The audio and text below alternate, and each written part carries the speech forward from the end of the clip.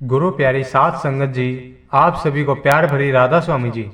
साध संगत जी, कुछ ही दिनों में सबसे बड़ा त्योहार यानी कि दिवाली आने वाली है और हम अपनी तरफ से सारी संगत को दिवाली की शुभकामनाएं देते हैं। साध संगत जी, इस वीडियो में आप जानोगे कि डेरे में दिवाली कैसे मनाई जाती है और आप ये भी जानोगे कि एक बार दिवाली वाले दिन डेरे में बाबा जी ने सेवादारों की एक मीटिंग बुलवाई थी और उसके बाद जो कुछ हुआ वो भी इस वीडियो में आप जरूर सुनिए जी। इसलिए वीडियो में आखिर तक बने रहिए जी। साथ संगत जी, जब भी दिवाली आती है तो हम लोग अक्सर एक दूसरे को गिफ्ट और मिठाइयाँ बांटते हैं, घर में दीपक जलाते हैं, खुशियाँ मनाते हैं। लेकिन क्या हम दिवाली वाले दिन उन महापुरुषों को याद करते हैं? उनकी वजह से हर घर में दीपक जलाए जाते हैं। अगर आज हम अपने बच्चों से पूछ ले कि दिवाली क्यों मनाई जाती है तो आधे से ज्यादा बच्चे इसका सही जवाब नहीं दे पाएंगे, क्योंकि हमने उन्हें कभी बताया ही नहीं कि कोई भी त्योहार मनाने के पीछे क्या सोच है। किसी ने बाबा जी से एक बार पूछा था कि बाबा जी, हम सत्संगी हैं तो क्या हमें दिवाली मनानी चाहिए? बाबा जी ने बड़ी ही सरलता से इस सवाल का जवाब दिया था कि बेटा, बड़ी खुशी से मनानी चाहिए, लेकिन हमारा मकसद सिर्फ एक दूसरे को गिफ्ट और मिठाइयाँ बांटना नहीं होना चाहिए। हमें दिवाली वाले दिन उन महापुरुषों को भी याद करना है जिनके कारण हम सब दिवाली मनाते हैं। आगे बाबा जी ने कहा था कि हिंदू दिवाली इसलिए मनाते हैं क्योंकि दिवाली वाले दिन श्री राम 14 दिन का वनवास काटकर वापिस अयोध्या लौटे थे और सिख दिवाली इसलिए मनाते हैं क्योंकि इस दिन गुरु सब लौटे थे। हम इन महापुरुषों को तो याद करते नहीं और कह देते हैं कि हमने त्योहार मना लिया है। हर त्योहार के पीछे एक सोच, एक वजह है और हमें उस दिन उस सोच को और उस वजह को जरूर याद करना चाहिए और अपने बच्चों को भी बताना चाहिए। साथ संगत जी, अब मैं आपको डेरे में दिवाली वाले दिन घटित एक ऐसी बात बताने जा रहा हूँ जिसको सुनकर आप 100% रोने लग जाओगे। बाबा सावन सिंह जी के समय में एक बार दिवाली वाले दिन बाबा जी ने डेरे में सभी सेवादारों की एक मीटिंग बुलवाई। ये वो सेवादार थे जो डेरे में ही रहते थे। बाबा जी ने सभी सेवादारों से कहा कि आज दिवाली है और आप सब अपने अपने घर जाकर अपने परिवार के साथ खुशियों को और ये त्योहार जरूर मनाएं। जो सेवादार घर जाना चाहते हैं वो खुशी से जा सकते हैं। तो बाबा जी की इस बात को सुनकर सभी सेवादारों ने अपने अपने बैग पैक किए और डेरे से अपने घर की तरफ निकल पड़े। लेकिन इन सभी सेवादारों में से 2 सेवादार डेरे में ही रुक गए। साथ संगत जी, वो इसलिए रुके थे क्योंकि दिवाली वाले दिन सभी लोग डेरे से जा चुके थे और बाबा जी उस दिन अकेले थे। तो सेवादारों ने सोचा कि आज हम बाबा जी के साथ ही दिवाली मनाएंगे। सेवादार बाबा जी के पास बैठ गए और सेवादारों ने बाबा जी से रूहानियत के बारे में बहुत कुछ पूछा। दोनों सेवादारों ने एक सवाल पर बहुत जोर दिया कि बाबा जी, हमारे अंदर प्रकाश कब प्रकट होता है? हम मेहनत बहुत करते हैं लेकिन अभी तक हम कामयाब नहीं हो सके। तो बाबा जी ने कहा कि बेटा, तुम लोग गिनती क्यों करने लगते हो? तुम्हारा काम है भजन सिमरन पर बैठना और मालिक का काम है तुम्हें कामयाबी देना, लेकिन हम गिनती पड़ जाते हैं। फिर जब दोनों सेवादारों ने बाबा जी से जिद की तो बाबा जी ने कहा कि तुम दोनों जिस अवस्था में बैठे हो इसी अवस्था में मन को खाली करके भजन सिमरन शुरू कर दो। और बाबा जी के कहने पर दोनों सेवादार भजन सिमरन पर बैठ गए और बाबा जी ने उन दोनों पर ऐसी कृपा की उनकी सूरत रूहानी मंडलों में पहुंच गई और उन्हें सब कुछ दिखाई दे गया। कुछ देर के बाद जब दोनों वापस अपनी अवस्था में आए तो दोनों बहुत रोने लगे और बाबा जी का शुक्र करने लगे। दोनों कहने लगे कि बाबा जी, बाहरी दीपक और प्रकाश से तो सभी दिवाली मनाते हैं, लेकिन आपने तो आज हमारी ऐसी दिवाली मनवा दी कि हमने सब कुछ देख लिया।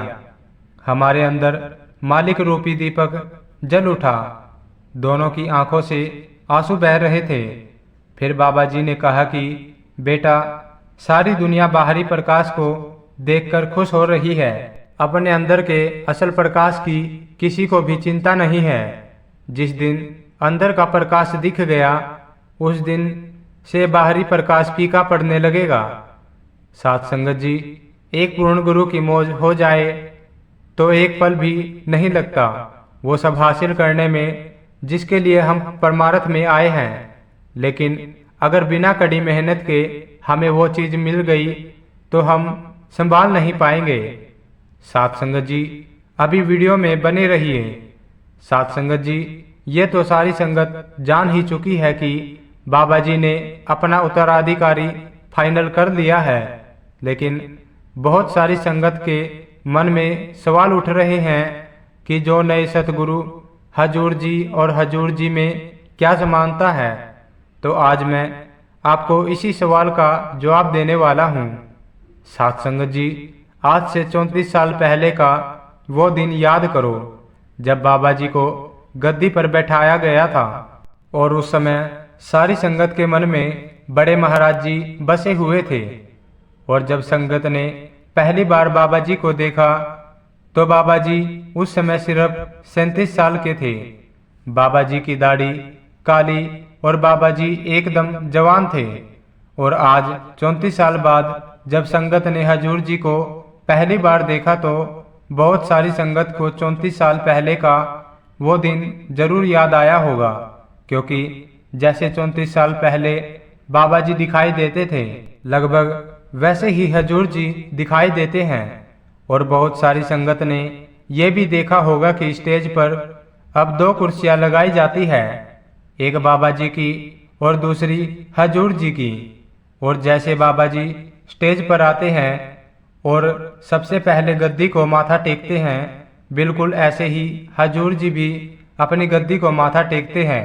और जब कई बार बाबा जी संगत और सेवादारों को पैदल चलकर दर्शन देते हैं और कभी कभी बाबा जी हजूर जी को ही ये काम सौंप देते हैं कि आज वो अकेले जाकर जत्थों को दर्शन देकर आए, तो हजूर जी के चलने और दर्शन देने का स्टाइल बिल्कुल बाबा जी जैसा ही होता है।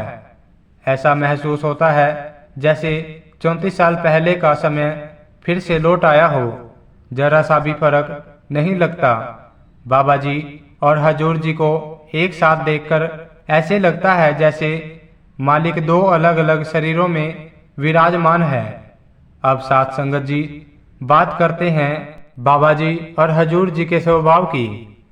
आप सब ने कई बार सुना होगा जब बड़े महाराज जी कह रहे होते थे कि मेरे कहने पर तो तुम भजन सिमरन करते नहीं, अगली सरकार डंडे वाली आएगी, फिर तुम सब भजन सिमरन करोगे। बड़े महाराज जी के कहे अनुसार ये बात बिल्कुल सही भी है कि बाबा जी संगत को प्रेम से तो समझाते हैं और जहाँ कठोर होना पड़े वहाँ कठोर भी हो जाते हैं। और 1.5 महीने पहले की बात आप सबको याद होगी कि बाबा जी ने जब हजूर जी को उत्तराधिकारी चुना था तो कहा था हजूर लौट आए हैं।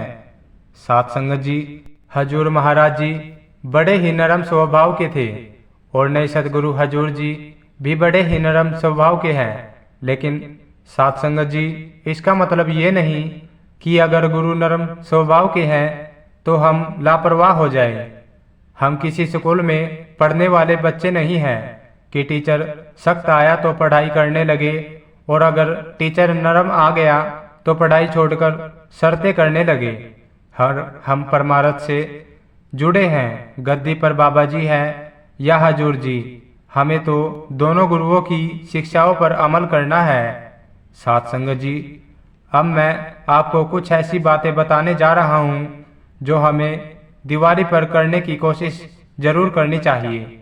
इन बातों का रूहानियत से तो कुछ लेना देना नहीं है, लेकिन ये एक प्रकार की सेवा है, और जब हम ये काम करेंगे तो हमारे मन में निम्रता आने लगेगी।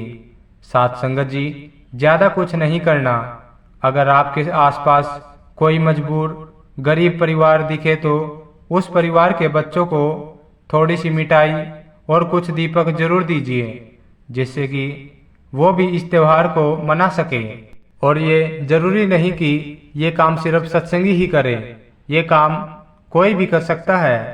अगर आप सक्षम है तो ऐसा जरूर कीजिए। अगर हर एक परिवार अपने आसपास के सिर्फ एक परिवार की छोटी सी मदद दिवाली पर कर देता है, तो सोचो कितने करोड़ ऐसे परिवार होंगे जो दिवाली नहीं मना पाते, और आपकी वजह से वो परिवार और उनके बच्चे दिवाली मना सकेंगे। कोशिश करें कि आप पैसा ना देकर मिठाई दें, क्योंकि अगर किसी ने आपके दिए पैसे का गलत इस्तेमाल कर दिया तो आप भी उसमें भागीदारी बन जाओगे। ऐसा मैं इसलिए कह रहा हूँ क्योंकि एक बार किसी ने बाबा जी से यही सवाल किया था। उस दिन सवाल जवाब कार्यक्रम में एक भाई ने बाबा जी से पूछा था कि बाबा जी, अगर हम किसी को पैसे देते हैं और अगर वो उन पैसों से गलत काम कर देता है तो क्या हमारे भी कर्म बनेंगे?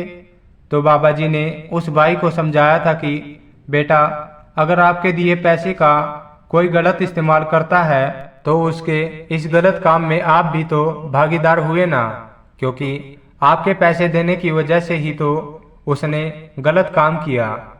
इससे अच्छा आप जरूरतमंद को रोटी कपड़ा आदि दे दो। साथ संगत जी, बाबा जी भी हमेशा सिखाते हैं कि इंसानियत के नाते जरूरतमंदों को मदद करो, इसलिए दिवाली जैसे बड़े त्योहार पर किसी की मदद जरूर कीजिए। साथ संगत जी, इसी के साथ इजाजत चाहते हैं। कमेंट में राधा स्वामी लिखना मत भूलिए जी। मिलते हैं नेक्स्ट वीडियो में, तब तक के लिए राधा स्वामी जी।